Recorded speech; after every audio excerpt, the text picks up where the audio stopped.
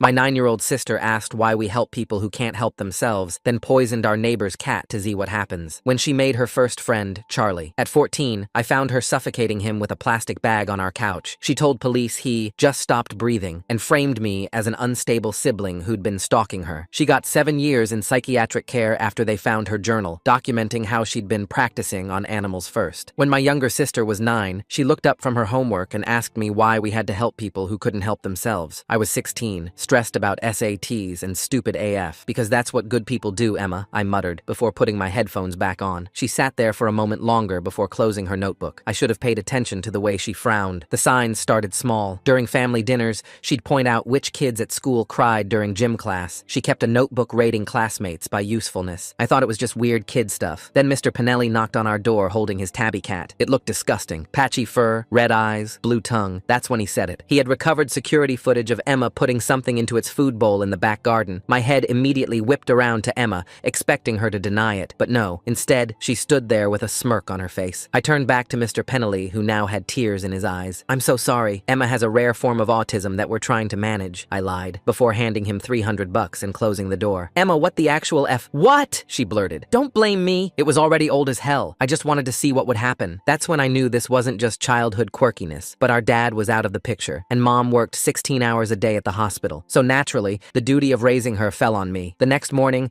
I did the most responsible thing ever. I went on a Barnes & Noble shopping spree. I must have spent almost $150 on child development books, and stayed up all night reading about conduct disorders. I didn't stop until I felt like I had enough information to be the next Mary Poppins. I always thought our first talk would be about puberty and intimacy. But no, it was about empathy and having basic care for others. I thought everything was going well until I finished, because that's when she tilted her head and asked, "So if natural selection is real, why do we keep the defective ones around?" The word defective made my skin crawl, but I knew I had no choice but to keep going, and keep going I did. I found a therapist who specialized in childhood behavioral issues. I enrolled her in softball, hoping team sports would teach cooperation. I even made her volunteer with me at the animal shelter, while keeping a close eye on her obviously LOL. For months, I got no complaints from teachers. She seemed engaged in therapy. Finally, I could breathe, or so I thought. I was in work one day when I got the call. It was Mrs. Perth, Emma's support group leader. Her voice was shaky. "I need to discuss something about Emma. We found our therapy hamster in her backpack, and there were marks on it. Injection marks. And a notebook documenting its stress responses to different stimuli." My stomach dropped. I thanked her for telling me, and hung up so she wouldn't know I was having a panic attack. I wanted so desperately for the situation to fix itself, and luckily, it did. Because that evening when I confronted Emma, she had tears in her eyes. "Mrs. Perth has been targeting me since day one. She thinks I'm creepy because I ask questions. Check the hamster. I bet there's no marks." She was right. When I demanded to see the hamster, it was completely fine. No marks. No notebook either. Emma had never lied to me before. Even about the cat, she'd admitted it immediately. So I believed her. I took her out of the group that week. Surely the therapist and softball were enough of a support network, right? And a month later, Emma said something so insane my heart almost burst. "I made a friend. A real one," she exclaimed with a huge grin. She showed me a picture of a boy named Charlie. Scrawny, glasses, probably freshman year like her. "He's in my school. He's perfect. I mean, he's perfect for me." The way she corrected herself made my chest tight, but her eyes seemed genuine, almost soft. I remembered being 14, how intense first crushes felt. Maybe this was what she needed, a real connection. I met Charlie that Friday when Emma invited him over. He was everything I'd pictured. Quiet, anxious, picked at his food. But he smiled when Emma talked. After pasta, I told them they could hang out in the living room while I cleaned up. I wanted to give them space, but keep them in sight. I was scrubbing dishes when I heard a thud, then silence. The type of silence that only happens when something's wrong. I found them by the couch. Emma had a plastic bag wrapped around Charlie's head, her full weight on his chest. His face was dark red, eyes wide and unfocused, legs barely twitching. I shoved her off, but his body was limp. No breath, no pulse. I tried CPR while screaming at Emma to call 911. She just stood there, calm. "He didn't even try to push me off," she laughed. "I knew he wouldn't. That's why I picked him." My hands shook uncontrollably as I dialed. The dispatcher answered on the second ring. I forced words through my constricted throat while Emma walked to the kitchen sink and washed her hands methodically. She dried them on the dish towel, then returned to stand beside me, tilting her head at Charlie's motionless form. The dispatcher kept asking questions. I gave our address 3 times before she understood through my gasping. Emma reached down and smoothed Charlie's hair, adjusting his glasses so they sat straight on his still face. Her movements were gentle, almost tender. She glanced at me with those calculating eyes. She moved Charlie's arm so it draped more naturally across his chest. Then she positioned his legs straight, parallel to each other. Her efficiency made my skin crawl. When she grabbed a throw pillow from the couch and placed it under his head, I nearly vomited. She was staging him. The sirens grew louder. Emma sat cross-legged beside Charlie, taking his hand in both of hers. She began rocking slightly, practicing different expressions in the reflection of the TV screen. First confusion, then shock, finally settling on devastation. By the time the paramedics burst through our front door, she had tears streaming down her face. 2 paramedics rushed to Charlie while a third guided me away. I couldn't stop the CPR motions, even though my arms screamed in protest. They had to physically pull me back. Emma stayed by Charlie's side, explaining in a trembling voice how we were watching a movie, and he just stopped breathing. Her voice cracked perfectly on the word breathing. I watched her unconsciously mirror Charlie's final expression while she spoke to them. The slight parting of lips, the unfocused eyes. She caught herself and shifted back to practiced grief. The lead paramedic worked on Charlie for several minutes before making the call. Time of death, 7:43 p.m. Police arrived as they were covering Charlie's body. 2 officers, one older with gray temples, one younger who kept touching his holster nervously. They separated us immediately. Emma in the living room with the younger officer, me in the kitchen with the veteran. The older officer asked me to start from the beginning. I explained Emma inviting Charlie over, making dinner, letting them hang out. My voice stayed remarkably steady until I described finding them. Then the words tumbled out in a rush. The bag, her weight on him, what she said about picking him. He wrote everything down, but his expression remained neutral. Through the doorway, I could see Emma gesturing animatedly to the younger officer, wiping tears, pointing at the couch where they'd been sitting. She pulled out her phone, showing him something. Pictures from earlier, I realized. Evidence of a normal, happy evening. The officer asked if our parents were home. I explained about Mom's shift at the hospital. He requested her number. While he stepped away to call, I strained to hear Emma's conversation. She was describing how Charlie had been tired lately, how he'd mentioned feeling dizzy earlier, lies wrapped in enough truth to sound believable. My phone buzzed. Emma had already started texting our extended family. Something terrible happened. Charlie stopped breathing. I'm so scared. The messages kept coming. To our aunts, our grandmother, Mom's best friend, each one painting her as the traumatized victim before anyone could hear my version. The officer returned, informing me that Mom was on her way. He said they'd need to wait for her before formally questioning Emma since she was a minor, but I was 18, so we could continue. He asked about Emma's mental health history. I hesitated, mentioning the therapy, the support group incident, the cat. It would help my case, but it would also make me look like I'd been negligent, letting her be alone with Charlie despite knowing her issues. Before I could decide, Mom burst through the door, still in her scrubs. She took one look at the covered form on our living room floor, and her legs buckled. Emma flew into her arms, sobbing about how scared she was, how Charlie just stopped breathing, how I went crazy trying to save him, but it was too late. Mom held her, looking at me over Emma's shoulder. Her eyes held a question I couldn't answer. Not with Emma right there, not with the police watching. Emma turned her face into Mom's shoulder, but I caught the slight upturn of her lips. Behind Mom's back, her fingers moved. Natural. Selection. She mouthed the words silently. The younger officer suggested Mom take Emma to the hospital to be checked for shock. As they gathered their things, Emma clung to Mom, whimpering about seeing Charlie's face, how pale he looked, how she tried to help but didn't know what to do. Mom stroked her hair, murmuring comfort, already deep in protective mother mode. They left me there with the older officer and the crime scene team that had arrived. I gave my statement 2 more times. Each retelling felt more surreal. The officer asked about security cameras. I remembered my laptop in the living room, the one I used for remote work. It had motion detection software running. I moved toward it, but the officer stopped me. Evidence, he said. They'd need to process it properly. Emma must have noticed it too, because she'd already started her preemptive strike. As the crime scene photographer worked, I heard her voice from outside, telling arriving family members about my obsession with monitoring her, how I had cameras recording her every move. Charlie's parents arrived in a rush of demands and tears. His mother collapsed when she saw the covered form. His father kept asking what happened, how this was possible, why nobody called them sooner. I tried to approach, but the officer held me back. This was an active scene, he reminded me. In the chaos, our grandmother arrived for her weekly Friday dinner, unaware of the situation. She saw the police cars and paramedics and immediately clutched her chest. Someone called for her heart medication. Her pills were in her purse, but her purse was in her car, and her car was blocked by the ambulance. The simple task became a complex production. While everyone scrambled to help our grandmother, Emma took charge of Charlie's parents. I watched her approach them with hesitant steps, wringing her hands. She spoke softly, telling them how Charlie was her first real friend, how kind he'd been to her, how she couldn't understand what happened. His mother, desperate for any connection to her son's last moments, pulled Emma into a fierce hug. The cat started yowling from somewhere. In the chaos, nobody had fed it. It was Mr. Pinelli's replacement cat, the one he'd gotten after Emma poisoned the first one. He'd asked us to feed it while he was away for the weekend. Another responsibility in a night full of them. The officer said I couldn't leave the scene yet. Emma volunteered to handle it. She extracted herself from Charlie's mother's embrace with gentle touches and promises to share photos of Charlie from earlier. As she walked past me toward the back door, she paused. Her expression was perfectly crafted concern, but her eyes held that familiar coldness. She returned minutes later later, shaking her head sadly. The cat had somehow gotten out, she reported. Must have been all the people coming and going. She'd put food out and hoped it would come back. Another lie, probably. Another small cruelty in a night full of them. Mom's friend Catherine arrived to pick up her daughter, who was supposed to sleep over. She took in the scene: police, paramedics, our grandmother being tended to, Charlie's parents sobbing, and immediately focused on me. I must have looked as destroyed as I felt because she pulled me aside, rubbing my back. She mentioned how strong I'd been since Dad left, how much I'd taken on with Emma, but everyone had breaking points, she said gently. The comparison to my breakdown after Dad's abandonment stung. That's how I looked to her, not like someone whose sister had just murdered a boy, but like someone having another mental health crisis. My laptop sat on the coffee table, its camera facing the couch where everything had happened. The motion detection software would have caught it all. Emma's attack, Charlie's struggle, her confession. But when I mentioned it to the officer, Emma piped up immediately. She'd noticed me recording her and Charlie earlier, she said, watching them through the camera while I was in the kitchen. It made her uncomfortable, but she didn't want to embarrass me in front of her friend. The implication was clear. I wasn't preserving evidence. I was a creepy older sibling who'd been spying on my sister's innocent date. The younger officer made a note. When I protested, tried to explain about the security software, I sounded defensive. Guilty. The crime scene team bagged my laptop. They'd analyze it, the officer assured me. But Emma had already poisoned the well. Whatever they found would be viewed through her lens. Obsessive sibling monitoring sister's every move, possibly even recording minors without consent. My phone kept buzzing. Emma's initial texts had done their work. Family members asking if she was okay, if she needed anything. How horrible this must be for her. A few asked about me, but only in the context of whether I was supporting Emma through this trauma. She'd established the narrative before I could say a word. I tried to text Mrs. Perth about the hamster incident. Maybe if she knew what happened, she'd come forward about what she'd really seen. But my frantic messages probably looked exactly like what Emma was claiming. Harassment, instability, desperate attempts to shift blame. I deleted them before hitting send, but the damage was done in my mind. The house filled with more people. Charlie's extended family, our aunts and uncles, Mom's co-workers who'd heard the news. Each arrival gave Emma another audience for her performance. She cycled through grief, shock, and fear with practiced precision. Sometimes she'd catch my eye mid-sob, and I'd see that flicker of satisfaction. Child Protective Services arrived around 10 p.m. They needed to assess the situation, ensure Emma was safe. The irony almost made me laugh. They asked for her medical history, her therapy records, any relevant documentation. Mom was too sedated from shock to provide coherent answers. The information would have to wait until morning. I sat in our kitchen as they processed our living room. Through the window, I could see neighbors gathering outside, whispering among themselves. Tomorrow, it would be on the neighborhood Facebook page, the Nextdoor app. Every local gossip chain would have their version of events, and none of them would include the truth. Emma found moments to twist the knife. When she brought Charlie's mother water, she made sure to mention how Charlie had been teaching her to play Minecraft, how they'd been planning to start a server together. She showed his parents their Discord conversations on her phone, innocent messages about homework and games, carefully curated to show a sweet friendship. What she didn't show were the messages I knew must exist, the ones where she'd been testing him, pushing boundaries, seeing how much control she had, but I had no proof. Just the certainty that Emma never did anything without calculation. The medical examiner arrived to take Charlie's body. As they wheeled him out, Emma broke down again. This time she collapsed completely, hyperventilating about seeing him leave, how final it was. The paramedics checked her vitals, suggested she go to the hospital for evaluation. Mom agreed immediately. Before they left, Emma hugged our grandmother, whispering something that made the older woman pat her head sympathetically. She hugged each of our aunts, Charlie's parents, even the officers, building her network of support and sympathy with each embrace. When she reached me, she hesitated. The room watched, waiting to see if the traumatized girl would embrace her older sibling. She stepped forward slowly, uncertainly. When she wrapped her arms around me, she felt small, fragile. To everyone watching, it looked like a scared child seeking comfort. Only I felt her fingers dig into my back. Only I heard her whisper. She pulled back with tears in her eyes, touching my face gently before returning to Mom's side. The perfect victim, the grieving friend, the scared little girl who'd just lost someone special. She'd won this round before I'd even understood we were playing. As they prepared to leave for the hospital, the older officer informed me I'd need to come to the station tomorrow to give a formal statement. They'd have more questions. The laptop would be analyzed. The scene would be processed. Everything would be done properly, he assured me. But I knew it wouldn't matter. Emma had already written the story. Unstable older sibling, recently traumatized by father's abandonment, possibly having another breakdown, obsessive monitoring of innocent younger sister, paranoid accusations during a tragic accident. She'd given them a narrative that was easier to believe than the truth. The house emptied slowly. Charlie's parents were the last to leave, his mother clutching the photo Emma had given her, a selfie of Emma and Charlie from earlier that evening, both smiling at the camera, happy, normal, the last image of their son alive, courtesy of his killer. I stood in our empty living room, staring at the spot where Charlie had died. The carpet showed no signs of violence, house. No evidence of the horror that had happened there. Just like with the cat, just like with the hamster. Emma knew how to hide her tracks, how to make truth look like lies and lies look like truth. My phone buzzed one last time. A text from Emma. "Thank you for trying to save him. I know you did everything you could. I love you." Attached was a photo, her at the hospital, looking small and broken in the emergency room bed, Mom holding her hand. The perfect ending to her first act. But I knew there would be more. This was just the beginning of Emma's performance, and I was the only one who could see the strings. The question was whether anyone would believe me, or if Emma had already won. Tomorrow would bring formal statements, investigations, questions. But tonight, Emma controlled the narrative, and I stood alone in a house that still smelled faintly of pasta and death, knowing that my sister had murdered a boy and framed me for negligence in one elegant move. The cat never came back. I found its body under the back porch 3 days later, but by then, nobody cared about one more small tragedy in a week full of them. Emma had bigger game now, and I was running out of time to stop her. Emma's grief counseling sessions started the following week with Ms. Rodriguez, who'd been my English teacher sophomore year. She'd transitioned to social work after getting her master's degree, and Emma specifically requested her. I realized why during the third session when Ms. Rodriguez pulled me aside afterward. She held a folder containing photocopies of essays I'd written for her class years ago. If you guys haven't already, please like the video. One about family stress after Dad left, another about feeling responsible for Emma's development, a third describing my fears about failing as a substitute parent. Emma had found them in our shared Google Drive and printed them out, highlighting passages about my control issues and obsessive need to monitor Emma's every move. The detective assigned to Charlie's case called me in for another interview. Detective Chen sat across from me in the small interrogation room, sliding printed screenshots across the table. Text messages I'd sent to my best friend when I was 17, venting about teenage frustrations. One particular message stood out in yellow highlighter. "I could strangle her sometimes. She drives me absolutely insane." Emma had provided these, along with a detailed timeline of my escalating aggression toward her. The detective asked me to explain the context. I tried, but every explanation sounded like an excuse. Every clarification made me seem more unstable. Our grandmother started visiting Emma daily at the house while I was banned from being there during Emma's recovery period. After 2 weeks of these visits, Grandma's story began changing. She'd mention details that didn't match reality, like insisting I'd been at work the day of Charlie's death when I'd actually been home. Emma would gently correct her, patting her hand sympathetically while shooting me meaningful looks. The Ring doorbell footage from the Johnsons' house 3 doors down became crucial evidence. It showed me arriving home at 5:47 p.m. and Emma arriving with Charlie at 6:15 p.m. The gap proved I'd been home alone before they arrived, which Emma's lawyer used to suggest I'd had time to plan something. The footage showed nothing of what happened inside, but the timeline became another piece of Emma's narrative. I continued gathering evidence on my own,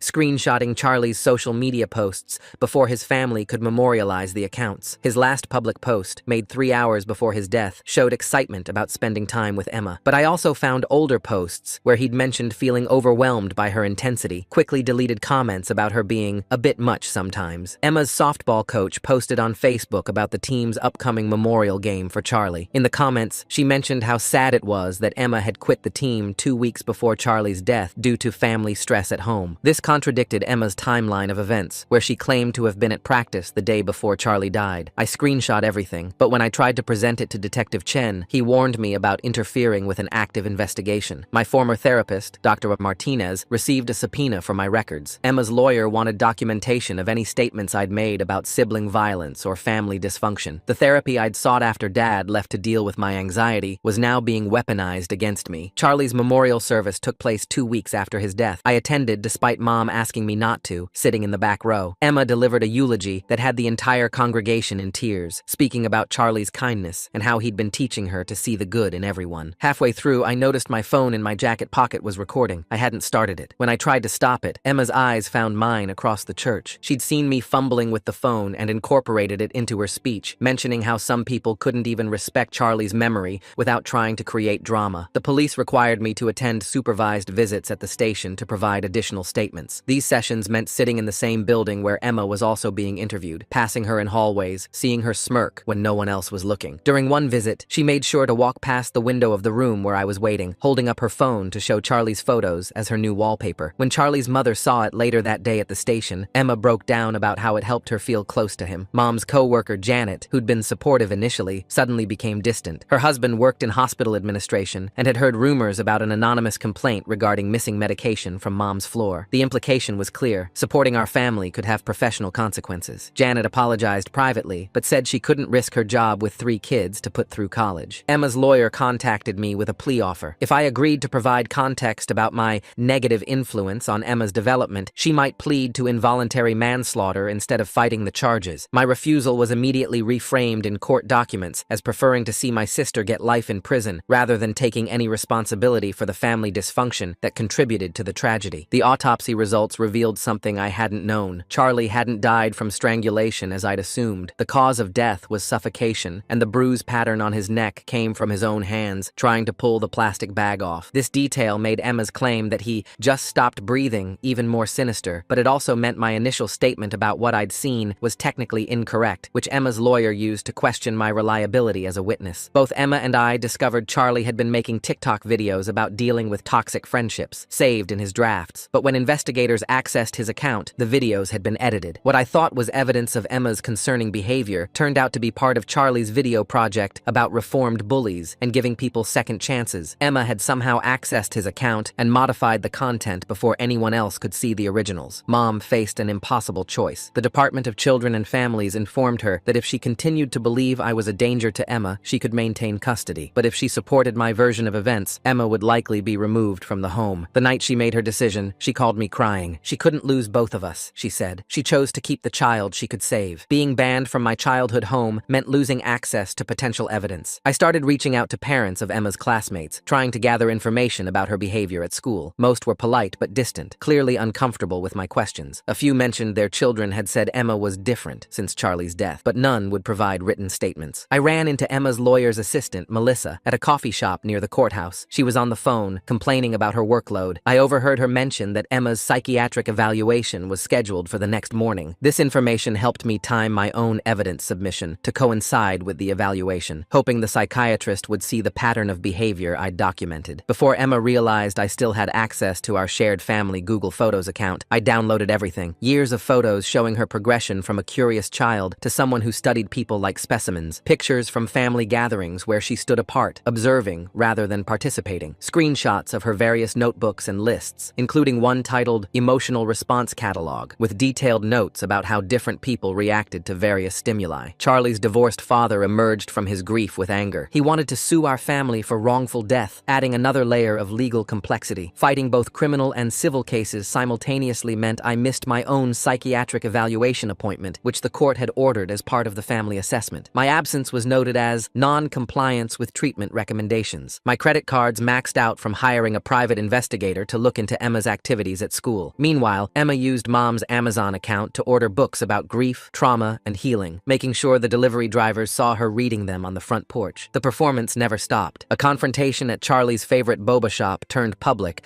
when I encountered Emma there with classmates, playing the role of the grieving friend trying to feel close to Charlie's memory. My presence caused a scene that traumatized the teenage employees. The incident made it onto social media, framing me as the unstable sibling harassing a grieving child. I lost my job at the bookstore after customers complained about feeling unsafe around me. The owner apologized but said he couldn't ignore multiple complaints. The person hired to replace me was the mother of one of Emma's friends, someone who'd been vocally supportive of Emma on social media. Living in my car while Emma redecorated my old room as a grief sanctuary felt like a cruel joke. She posted photos of the transformation online, explaining how she needed to create a space to process her trauma. The room where I'd spent years trying to raise her right became a monument to her manipulation. Mom begged me to stop investigating, to let Charlie rest in peace and get help for what she called my delusions. The word hit hard because I could see how it looked from the outside. Every piece of evidence I gathered could be interpreted differently. Every action I took to expose Emma made me look more unstable. My investigation had unintended consequences. When I shared evidence with Charlie's best friend Marcus, hoping he'd corroborate Emma's concerning behavior,